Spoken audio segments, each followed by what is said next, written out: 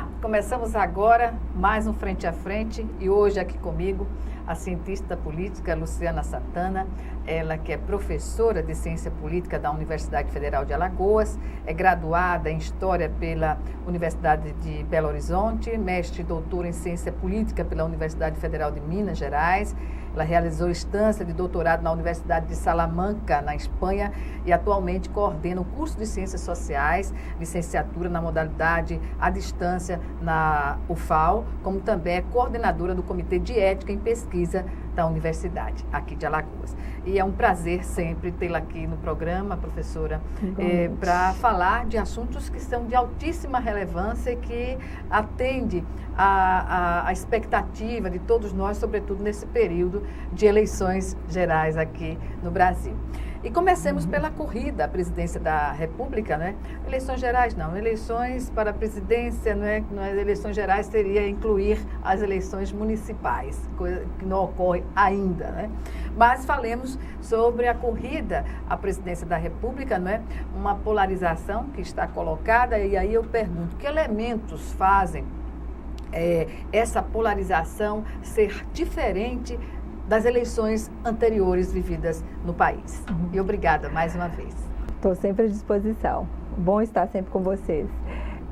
Então, diferentemente das últimas eleições, e eu diria desde 1994 especialmente, onde a gente tinha uma polarização em termos partidários, onde PT e PSDB, né, realmente polarizaram e disputaram a competição política de forma regular, né? O que a gente tem agora é uma disputa entre posições políticas ideológicas, né, que estão se cristalizando, né, e que a gente não tem, por exemplo, o papel forte de partidos políticos como protagonista, né?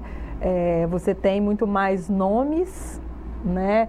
De um lado, apoiadores do candidato, né, que hoje pertence ao PSL, né, atualmente está no PSL, e de outros, né, que são aí, apoiados aí por Lula, pelo PT. Né? Então, essa polarização vem se concretizando, né, sem colocar, né, os partidos como protagonista. E eu vou dizer, Gorete, eu vejo isso pouco saudável para a democracia brasileira. Por quê, né? Porque justamente nós não estamos direcionando nossas preferências políticas em projetos para o país. Né? A senhora quer dizer, então, que o ideal na democracia seria, por exemplo, nesse primeiro turno, por exemplo, as pessoas votarem de acordo com a sua convicção do que é melhor para elas. Exatamente, né? Exatamente. Uma eleição onde a gente tem 13 competidores, né, com projetos políticos muito diversos, né, a orientação mais clara e o esperado é que os eleitores se posicionassem por aquele projeto que mais se identifica com as suas preferências políticas. Esse é o ideal, esse é o mais saudável para a democracia. Né? Porém, isso não vem acontecendo, né? Como eu disse, as pessoas têm tomado posições políticas em torno de nomes, né? E não de projetos para o país, né? Isso acaba aumentando muito esse quadro de instabilidade que a gente tem hoje no Brasil, né? Desde 2013 a gente vive esse quadro de instabilidade muito grande. Né? E nesse contexto, a gente pode colocar também a existência do chamado voto útil?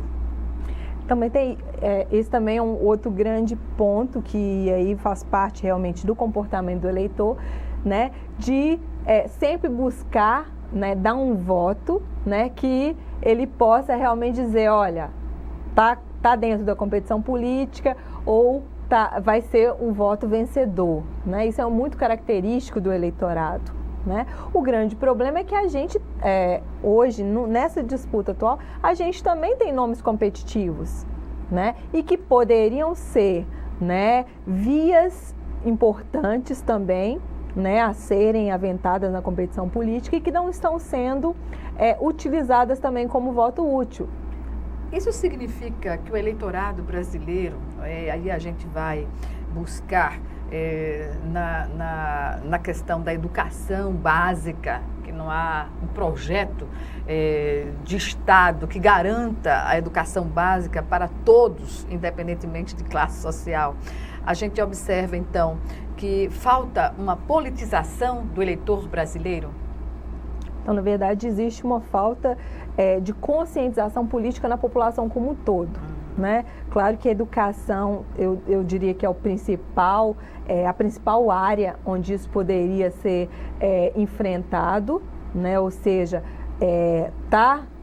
estar dentro do ensino fundamental ou no ensino médio, discutir política ser algo saudável e salutar. Né? Porque diz respeito a todos nós, o respeito à diferença, né? O respeito à opinião divergente, onde o debate pudesse acontecer de uma forma saudável, e o que a gente tem é, pelo contrário, cada vez mais há uma restrição das discussões políticas em espaços importantes, né? Muitas das posições estão sendo dadas, né? Seja na escola, na igreja, em outros espaços de socialização, nós estamos perdendo a oportunidade de politizar mais as pessoas. E política, o que eu sempre digo para meus alunos, digo para sempre que eu tenho a oportunidade de conversar com jovens, é muito bonita. A política né?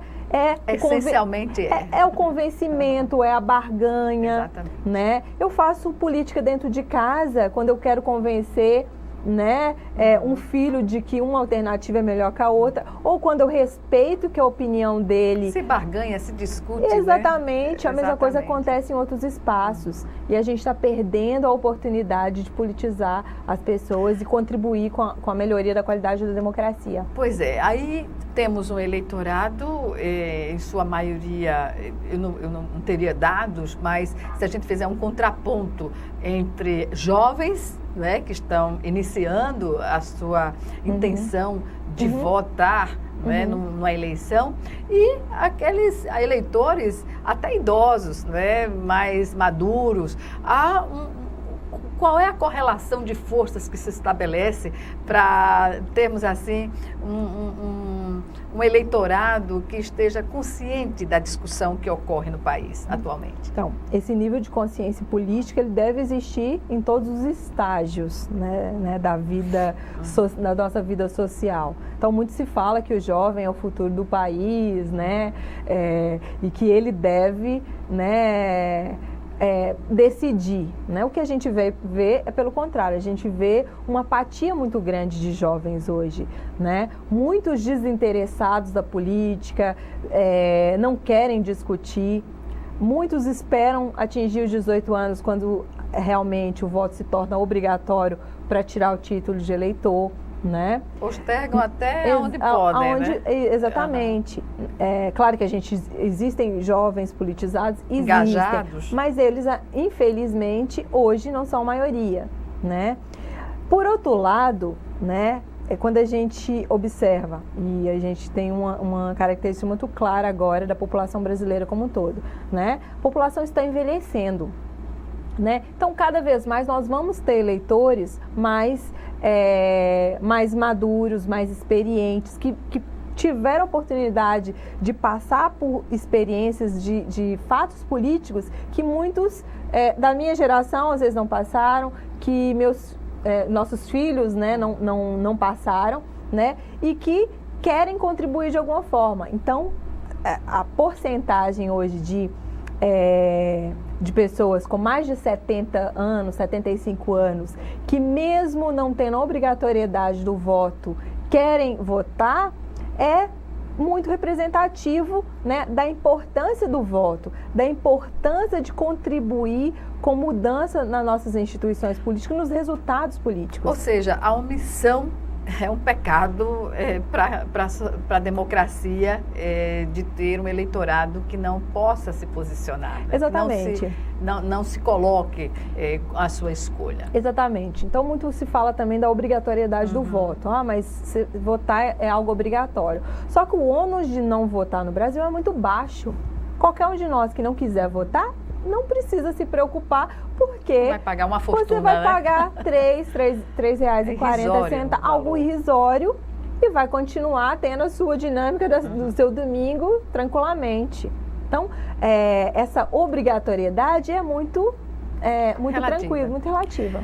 A senhora falou da falta do conhecimento específico que estabelece a política no país, e que os jovens demoram a buscar essa condição de opinar, né, através do título eleitoral. Eu pergunto, a geração dos pais e dos avós desses jovens tem responsabilidade sobre essa realidade? Eu diria que toda a sociedade tem responsabilidade, porque os jovens hoje, e aí vamos nos restringir àqueles que têm até 25 anos, né? São jovens que já encontraram um Brasil, né? 25, 30, né? Em plena democracia, né? Na redemocratização política, né? Que encontraram um quadro de estabilidade econômica e política que não existia até 1994, pelo menos, né, na década de 90. E isso também fez com que esses jovens se acomodassem, né, com essa situação, né, tivessem poucos desafios ou reconhecessem as dificuldades de uma situação adversa. Exatamente.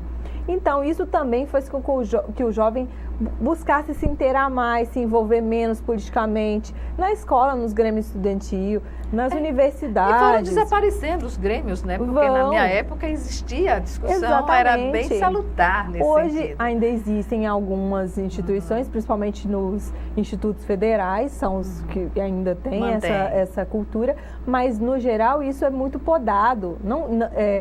Discutir política é tirar a atenção do estudo, né? E deveria ser visto de uma outra maneira. Sem falar que o governo federal já implantou, não é, na educação básica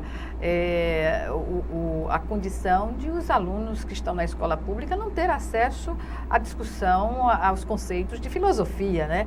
Os alunos estão estudando para matemática e português e que vai selecioná-los para vestibulares, digamos assim, pouco concorridos, né? E que não vão apresentar uma opção mais, digamos assim, que exija mais conhecimento, não é?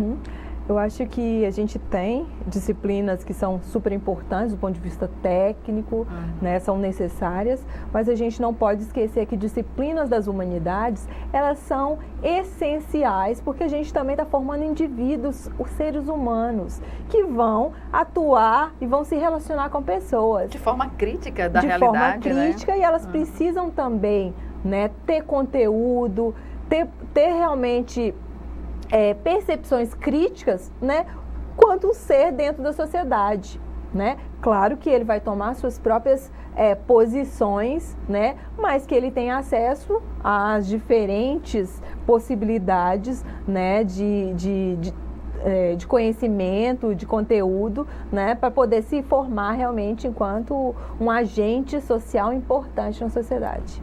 Pois bem, professora Luciana Santana, nós vamos chamar agora o nosso primeiro intervalo. De Frente a Frente volta em 1 minuto. Até já.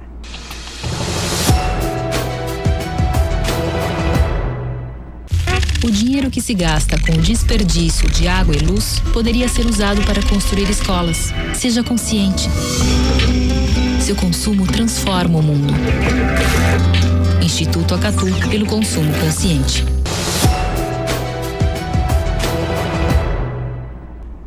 Estamos de volta com Frente a Frente, que hoje recebe a cientista política Luciana Santana, ela que é coordenadora do curso de Ciências Sociais, licenciatura na modalidade à distância da Universidade Federal de Alagoas, como também é coordenadora do Comitê de Ética em Pesquisa da Universidade. E nós falamos sobre a realidade, o contexto político, não é, que está inserida essa eleição super concorrida deste ano no Brasil, para a presidência da República, inicialmente.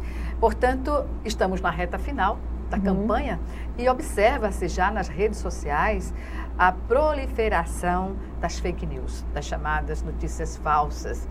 Isso é algo que depõe contra a democracia também, não é, professora?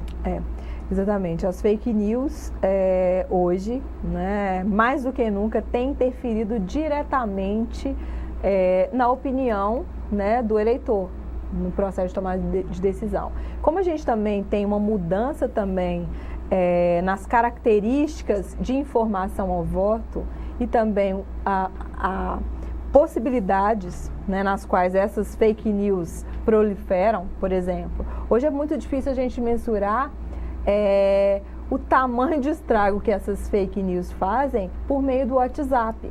E utiliza muitos eleitores, muitos por ingenuidade, muitos realmente às vezes acreditam mesmo que aquilo pode ser verdade e cristalizam opinião em cima de inverdades, né? E isso que pode influir no resultado. Exatamente, né? E isso pode comprometer até, né, pessoas, famílias, né? Não só às vezes você está com uma posição política ali cristalizada, mas você também tem que saber e o outro lado, né? E quem está ali, quem são as pessoas que estão atingidas, né? Eu acho que é muito importante que o eleitor ele tenha a capacidade crítica, né, de buscar informações que realmente sejam, né, verdadeiras. A não ser que seja mal intencionado, né? Porque a gente observa, o que a gente observa é que quem está transitando no WhatsApp, nos grupos, eles têm um entendimento da realidade e da ética que deve prevalecer sobre as suas opiniões. Né? Geralmente quem inicia uma fake news, né, já faz isso de maneira intencional e quer realmente atingir a imagem de alguém. Né? Então faz isso de forma bastante, e eu diria que é uma questão muito mais de caráter. Exatamente. Né? Que aí caráter é algo que a gente não tem como controlar. Nem como mensurar. Exatamente. Ou você tem caráter ou você não tem caráter. Né? Para mim é bem claro isso. Né? E pegam pessoas que às vezes realmente têm isso. Né? Não buscam a checagem dessas informações. Né? Como a senhora vê hoje o eleitorado brasileiro, né, com um componente que está nas estatísticas, nos dados oficiais do governo, né, o componente feminino que pode ser, digamos assim, o fiel da balança para o resultado dessas eleições. E a gente sabe que, nesse contexto de polarização de campanha, como avaliar essa situação? Então, o eleitorado brasileiro, predominantemente, ele é de maioria feminina, né? Só que o que acontece nessa eleição de forma específica, né? As mulheres, elas têm se posicionado politicamente de uma forma muito ativa, muito mais protagonista que antes não fazia, né? E nós temos estudos que mostram que a maioria dos votos nulo, branco ou mesmo de pessoas que deixaram de votar são de mulheres, né? Ou seja, se essas mulheres hoje estão se tornando atores ativos que estão se pronunciando e dizendo que vão às urnas e que estão inclusive rejeitando candidaturas que atacam diretamente direitos civis e políticos que essas mulheres conquistaram, né, e que ainda são atingidos hoje, né, de certa maneira, né, nada mais justo de que elas realmente façam isso, né, e que elas sejam realmente hoje atores protagonistas. Apesar de eu ser mulher, né, cientista política, vários analistas, né, homens têm apontado, né, que essa eleição, né, a variável ser eleitora, né, fará diferença. Tem um peso especial. Exatamente. E eu estou no hall desses analistas que também acreditam que a gente vai ter uma mudança, né, e uma intervenção muito grande desse eleitorado feminino. Pesquisas, né, revelam fraquezas dos candidatos a presidente. Né? É uma análise que tem sido feita e que coloca o líder nas pesquisas, né, enfrentando justamente essa forte resistência do eleitorado feminino. A candidata da rede tem mais espaço entre os homens que entre as mulheres, né, porque não há uma confiança no sentido da permanência da candidata, que a população só toma conhecimento a cada período eleitoral. Uhum. A candidatura do PDT, né, que não consegue até então convencer o eleitorado evangélico. Uhum. Né, evangélico. A candidatura do PSDB, que não consegue atrair jovens na medida em que poderia fazê-la, não é isso? E a candidatura do PT, que praticamente não consegue passar a condição do conhecimento. O eleitor, por exemplo, do interior do Brasil, pouco conhece do candidato do PT. Essas características hoje são diferenciadas também dos pleitos anteriores, não, professora? Como eu disse, hoje os eleitores eles têm se posicionado, né, em torno de muito mais de nomes do que efetivamente de programas e de partidos. Só um detalhe para finalizar o entendimento que eu teria da pergunta. Diante do que eu coloquei aqui, que não é uma opinião minha, mas baseado nas pesquisas que foram realizadas até então, creio que a eleição poderia não estar polarizada, né? Exatamente. Sobretudo neste primeiro turno, né? Exatamente. Como eu mencionei no primeiro bloco, né, existem projetos muito diferentes de país. Né? E quando a gente vai a fundo no programa desses candidatos, a gente vai ver que como que cada um apresenta propostas para diferentes áreas, né? Para políticas, saúde, educação, política para as mulheres, políticas para combater preconceito, discriminação, e isso vai variar, né, até dentro da posição ideológica desses candidatos. Né? Então, o esperado era que a gente tivesse uma eleição muito mais competitiva, com pelo menos 4 ou 5 nomes ali disputando a liderança. Voto a voto. Disputando a liderança, inclusive das pesquisas de intenção de voto, e a gente não vê isso acontecendo. Né? A gente tem uma eleição que eu diria que é atípica, né? Tanto em termos de por que está se polarizando, que não é em torno de partidos, mas eles contra outro, né? Muito mais isso. O eleitorado tem se comportado como se estivesse numa aposta, né, em que cada um está na defesa dos votos sem avaliar o conteúdo das propostas. Exatamente, né? Exatamente. E isso é um risco muito grande, porque quer queira ou quer não, né, quem for eleito, ele vai precisar buscar implementar o seu plano de governo. Claro que também presidente, ele não consegue governar sozinho e não consegue implantar. Se for um governo democrático, que respeite as regras, não vai conseguir implantar se ele não tiver maioria legislativa. Né? Que é um outro ponto muito importante que também o eleitorado às vezes esquece, que é quem são os deputados e senadores, por exemplo, que eu vou eleger para estar dentro das casas legislativas e que vão realmente elaborar, discutir, decidir políticas públicas. Dentro da expectativa do eleitorado que o elegeu, não é? Exatamente, né? E quando se a gente esquece disso, a gente perde muito também do resultado político, né? O que vai sair ali daqui a pouco em termos de economia, né? De políticas públicas, de posicionamentos, por exemplo, com relação a alguns projetos que já foram aprovados e que ainda são críticos e ainda não tem um consenso na sociedade. Pois bem, o que dizer de um candidato que está liderando as pesquisas, que está polarizando? Agora a gente vê em alguns momentos até um empate técnico, né? Mas colocar em dúvida o processo eleitoral com relação ao resultado que sair das urnas eletrônicas. Eu vi esta semana a afirmação de que não se aceita um outro resultado. Aí eu pergunto, quando Dilma Rousseff foi eleita, o PSDB, à época, não aceitou o resultado da eleição.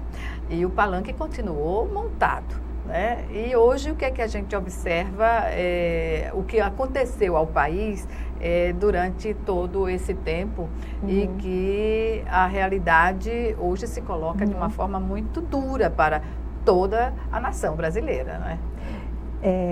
Para não personalizar, exatamente, né, essa discussão, que eu acho que é uma discussão fundamental, até porque a gente já teve outras experiências, como você mencionou, muito... Eu falei do PSDB, na época, o candidato Aécio Neves, né, para a gente estar se reportando ao passado. Exatamente, né? Então a gente já teve essa experiência.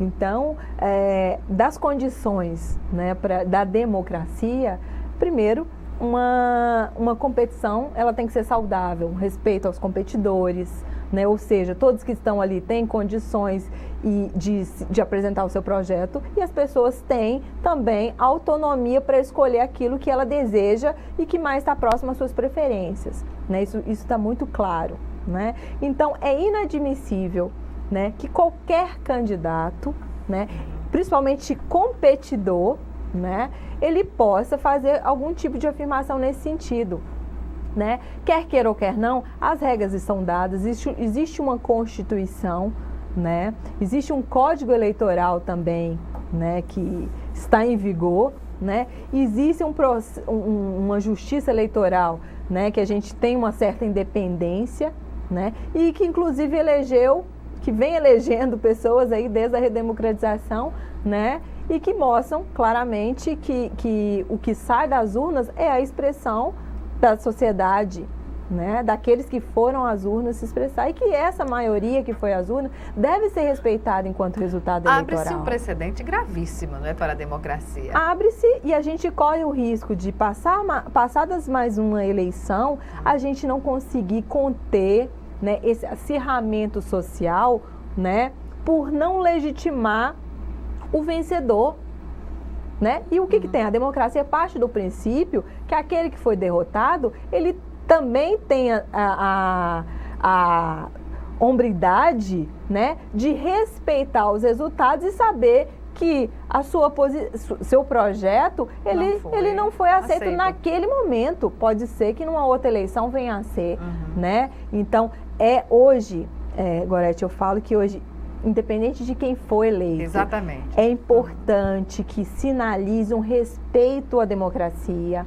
um respeito às instituições políticas, um respeito às decisões políticas e principalmente à sociedade, né? Que a gente já vive numa instabilidade muito grande e a gente precisa de ter, no mínimo, né, de paz, né? de clareza, né, para você projetar também futuro, a sua vida, sua vida, né, perspectivas. Então a gente precisa voltar a essa normalidade democrática no país.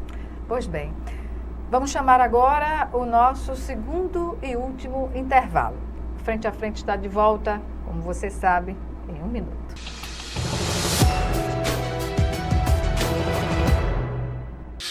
WWF Brasil, cuidando do meio ambiente. O meio ambiente somos todos nós. Quem destrói o meio ambiente ajuda a multiplicar a fome e a miséria. WWF Brasil, conservando a vida, inclusive a sua.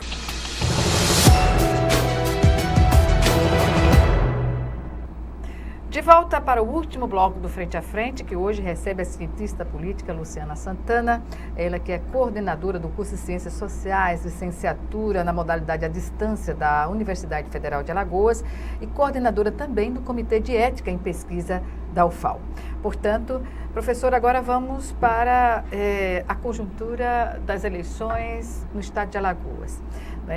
Qual o impacto, a gente pode dizer assim, hoje, nas candidaturas que estão postas com a saída do senador Fernando Collor da corrida ao governo do estado?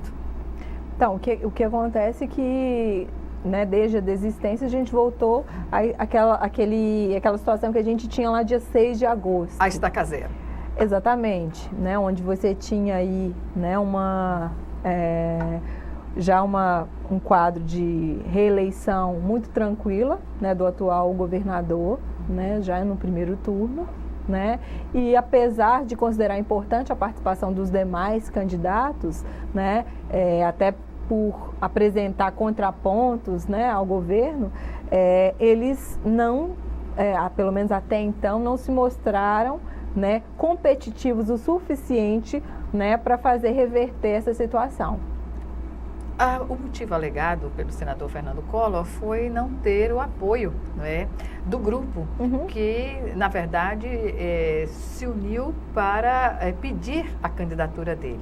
E, nesse caso, aí eu pergunto, o fundo, para uma ponte para hoje, o que se disponibiliza do fundo partidário, houve, diante da diminuição, digamos assim, do período da campanha, e também dessa situação, a readequação do uso dos recursos hoje já é uma realidade, não é? Para as candidaturas, sejam elas ao governo do Estado, ou ao Senado, ou ao Congresso, à Assembleia Legislativa. Tá. Em relação ao fundo, o que acontece nesse caso é que vão para os partidos. Quer queira ou quer não, o partido, por exemplo, né, ao qual o senador Collor ele é filiado, é um partido muito pequeno. Exatamente. Então, com recursos muito ínfimos, né, e ele dependeria diretamente dos recursos da chapa. E aí, os partidos eles precisam se posicionar também quais são as candidaturas ali, e não só ao governo, mas ao Senado e campanhas também proporcionais, às quais esse dinheiro vai ser revertido. Né? Então, provavelmente, não houve aí, né, um acordo com relação à melhor distribuição desses recursos, e isso provavelmente oneraria muito mais o investimento individual do próprio candidato, né, com recursos próprios, ou contando também com pessoas físicas, né, que poderiam doar, né, para a candidatura, e provavelmente isso realmente afetou e foi definidor da posição que foi tomada. Hoje pode-se dizer que estaria praticamente o cenário definido do ponto de vista da majoritária? Acredito que sim, né? Diferentemente da presidencial, no caso do governo, posso dizer com muita tranquilidade, né, que hoje essa eleição para o governador, ele se encerra no primeiro turno. E eu acredito que o governador atual, ele ainda inclusive tenha uma porcentagem muito expressiva de votos, se a gente compara com outros governadores no país. Provavelmente ele vai estar entre o segundo e o primeiro com mais votação. Pois é, até porque o governo conseguiu, a despeito da crise econômica, fazer um ajuste fiscal no Estado, logo no início, né, da sua gestão, que viabilizou. Hoje, Alagoas não está nas condições em que o Rio Grande do Sul está, que é um estado mais sobretudo super industrializado, né? O Rio de Janeiro também. Então, isso fez a diferença. Isso contribuiu muito, né, com essa boa avaliação que o governo vem apresentando, né, e trabalhando em cima de dados. Hoje, mais de 70% da população, né, de Alagoas aprova, né, o governo. Então, quer queira ou quer não, essas pessoas devem ter sido beneficiadas de alguma maneira ou têm percebido que o governo tem tido maior habilidade de lidar com crises, né? O que não gerenciamento de crises. Exatamente. Né? O que não acontece necessariamente nos outros estados. Agora, como eu digo, nenhum governo é perfeito. Né? Claro. E os governos são importantes, inclusive que os governos tenham oposições, inclusive para melhorar a qualidade das políticas públicas que são oriundas desses governos, né? Do próprio processo de execução dessas políticas, né? Então, o que a gente vai ter também é uma sinalização nesse sentido, né? Como é segundo mandato, os governos também têm que ser comprometidos em manter a mesma qualidade, né? Ou melhorar a qualidade daquele governo anterior. Em termos de renovação percentual para a representação da bancada de Alagoas no Congresso e na Assembleia Legislativa, o que a senhora diria em linhas gerais?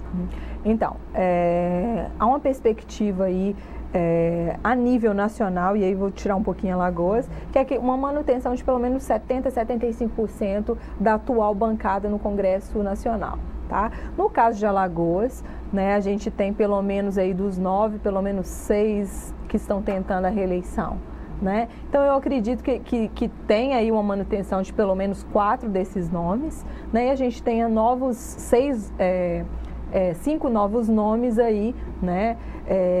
Entrando aí para a representação de Alagoas na bancada na Câmara dos Deputados. Como a senhora vê o processo, o cenário eleitoral no Brasil dividido entre partidários de esquerda e de direita? Então, o que acontece é que não fica muito claro, né? O que seria, né? Sim. Por muito tempo achavam que quem era governo era de direita e quem estava fora era de esquerda. Bastaria estar na oposição para ser classificado como esquerda. Exatamente. Na verdade, o que a gente tem que verificar são projetos, né? Se a gente está pensando muito mais um governo onde existe uma maior intervenção de Estado, em decisões que vão diretamente atingir a população ou não, né? O que a gente fala é um Estado mínimo, é um Estado máximo, é um Estado mais interventor ou menos interventor, é um Estado mais inclusivo ou um Estado que dá mais oportunidade para que as pessoas possam competir da mesma maneira. Então são visões de mundo que vão caracterizar o perfil, né, dos políticos aí em termos de centro, direita, esquerda, ou mesmo hoje a gente pode falar aí de direitas mais extremadas, né, e esquerdas também, que sempre existiram, né, muitos até que as esquerdas mais extremadas geralmente não conseguiram muito êxito eleitoral, né, mas o que a gente tem que pensar são visões realmente de Estado, né, que Estado brasileiro eu gostaria de ter, né, em termos de ser um provedor de serviços públicos. Qual que é o tipo? Então tem que pensar nisso. Uma curiosidade é o que leva essa polarização em nível nacional na corrida à presidência da República, de termos aí candidatos, todos candidatos numa mesma condição, né? De pleitear essa proposta e ter sido canalizado para praticamente um único candidato. Então, antes de eu responder integralmente, é bom também pensar que o eleitor brasileiro, ele sempre foi um eleitor mediano. Ele ficou ali no centro, dialogando com a centro-esquerda, com a centro-direita, né? Não tinha muito essas posições extremadas, né? O que acontece é que essa eleição a gente tem tido um perfil diferenciado. Então, pelo menos uma das candidaturas, ela é uma candidatura que se desloca do perfil mediano para um perfil muito mais extremado, né? E eu até acredito que essa polarização no Brasil hoje, ela não seja entre extremos. É entre candidatura mais moderada de centro-esquerda com uma candidatura mais extremada à direita. Né? A gente também tem que ter esse cuidado, porque parece que são dois extremos. Né? E o governo, por exemplo, o PT foi governo de 2003 até 2015. 2016. 12 anos. 2016, né? 13 anos. 13 anos, né? E todas as alianças do PT sempre tiveram que migrar rumo ao centro, né? E foi esse tipo de comportamento que garantiu resultados eleitorais aí positivos, né? A vitória eleitoral, né? Essa eleição é um pouco atípica, que a gente vê isso já um pouco diferenciado, né? Mas como a gente já tem uma experiência de governos petistas, a gente tem pelo menos uma noção de como ele se alinha, como ele busca apoios, né? A gente falou sobre fake news, né? E aí eu pergunto, a Justiça Eleitoral teve tempo de se preparar à altura das demandas que estão colocadas aí no dia a dia, nessa reta final da campanha? Então, a Justiça Eleitoral, eu falo que ela é bastante eficiente, né? Eu acho que ela tem apresentado ao longo dos anos muitos dispositivos que contribuem para a melhoria do processo eleitoral. Eu acho que isso aí é inegável, né? O grande problema hoje é como controlar ferramentas que são incontroláveis, né? E como eu dei exemplo do próprio WhatsApp, né? A Justiça Eleitoral não tem condição de acompanhar, né, diariamente, de saber de onde está saindo, ela não está presente nos grupos, né? E aí, nesse ponto, cabe também a nós enquanto cidadãos, fazemos também o nosso dever, né, de ser fiscalizador e contribuir para a melhoria, né, do processo eleitoral. Receber uma fake news, questiona, mostra lá a veracidade, né? Tentar também utilizar as ferramentas que estão disponíveis para checagem dessas inverdades. Bem, uma questão que se repete a cada eleição no Brasil e faz parte até da, digamos assim, da tradição do dia de a gente observar. Claro, nos pleitos anteriores foi realizada de uma forma mais discreta, a chamada boca de urna. E a expectativa para esse pleito é de que a boca de urna volte com todo fervor, apesar dela ser proibida, né? E como o eleitorado deve se comportar para garantir a sua tranquilidade também nesse momento de votação. Como a senhora avalia? Então, aí nesse caso, a Justiça Eleitoral ela vai precisar efetivamente colocar sua tropa de choque nas ruas, né, aí acompanhando as zonas eleitorais para tentar inibir o máximo, né,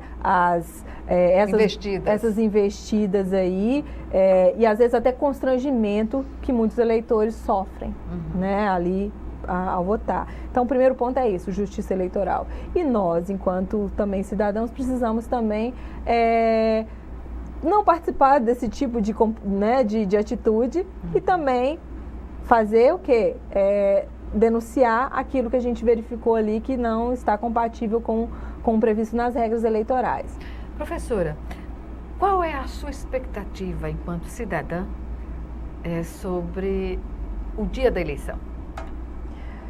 Então, toda eleição para mim eu acho que é um dia muito importante, né? Então, assim, eu diria que é um momento dos mais importantes enquanto ator social mesmo, independente de eu ser cientista político ou não, né? É um momento que a gente vai decidir os rumos do país, né? A gente vai escolher as autoridades máximas, né, que vão dirigir o país, né, por pelo menos 4 anos. E nos representar, né? E nos representar, né, tomar decisões em nosso nome, né? Então, assim,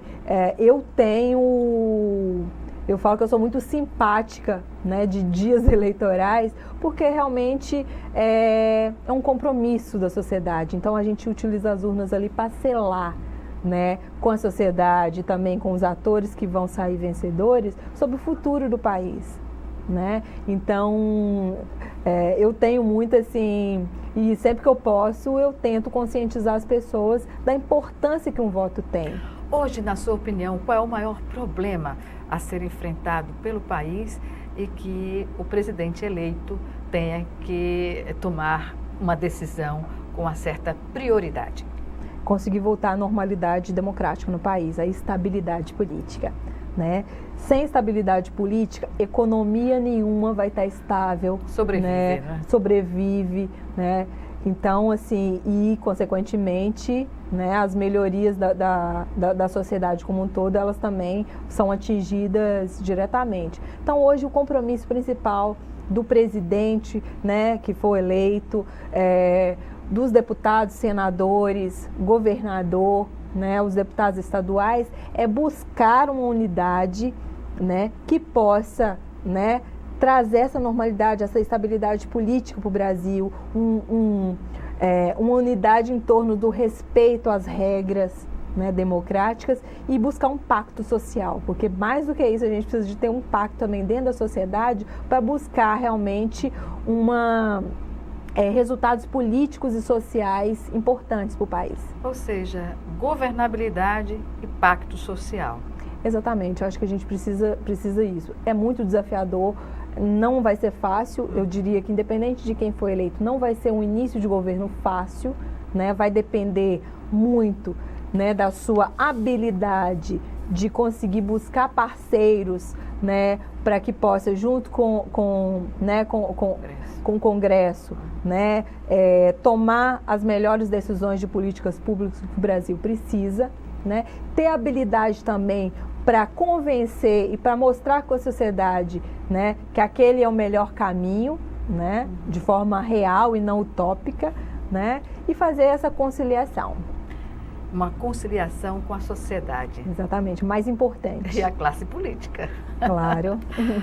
E com os poderes, né? Exatamente. Eu acho que nós estamos num momento que precisa de uma unidade, né, em torno das instituições políticas, da classe política e da sociedade. Obrigada, professora Luciana Santana, por mais esta participação aqui conosco e que tenhamos um dia da eleição tranquilo e que o resultado das urnas seja respeitado. Espero também que o eleitor ele vá consciente e que busque também essa unidade já desde o processo eleitoral, para que a gente possa voltar a essa estabilidade política e democrática no país. Obrigada. Obrigada a você também que nos assistiu e até o nosso próximo encontro aqui, Frente a Frente.